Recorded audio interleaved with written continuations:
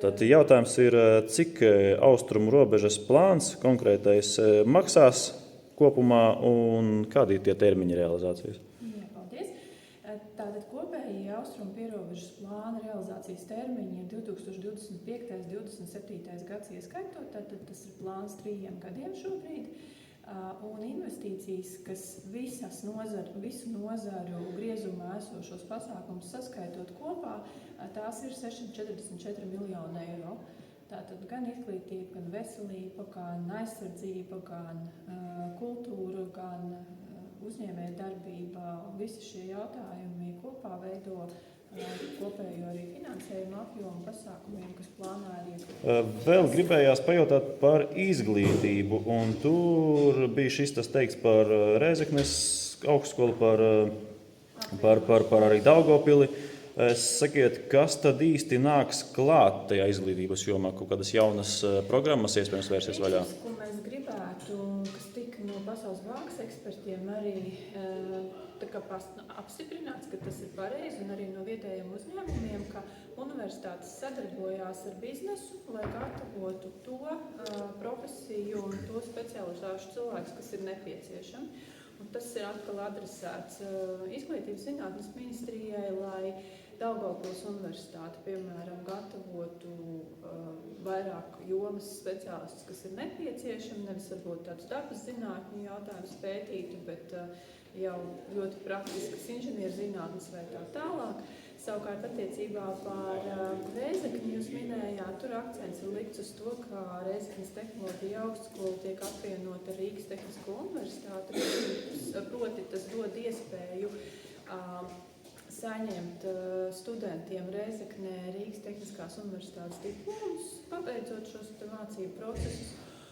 Un mūsu informācija pašlaik pārunājot ar Rēzeknes pašvaldībā ar pārstāvjiem ir, ka pieteikumu skaits mācību procesam šajā gadā, kas bija 24. 25. gads, šis gads pašreizējais, šī apvienošanās rezultātā varētu pieaugt par 20%. Tad tas nozīmē, ka cilvēki paliek dzīvot Rēzeknē, jo viņiem ir iespēja iegūt šo Rīgas Tehniskās universitātes izglītību, kas savukārt mums ir viens cits pamatojums, ko mēs gribētu sasniegt, un pamatojums, bet mēs gribētu mazināt depopulāciju reģionā, nevis novērst viņu vispār, jo tas nav iespējams, bet pašlaik šis kritums ir 2%, mēs gribētu viņu padarīt mazāku, iet uz 1,5%. Un viens no veidiem, protams, ir arī citi, tur ir mājokļi un nodarbinātība, bet arī uzņēmēja darbība un arī mācības un iespēja palikt jauniešiem savā pašvaldībā un mācīties, piemēram, iegūstot to izglītību, ko to Tehniskā universitāte un to grādu, ir viens no tādām komponentēm, lai to nodrošinātu. Bet kaut kādas konkrētas studiju programmas jau arī ir apspriestas vai šobrīd nevarēsiet nosaukt? Tas būtu tas stāsts, ko vajadzētu darīt uzņēmējiem kopā ar Izglītības zinātnes ministriju.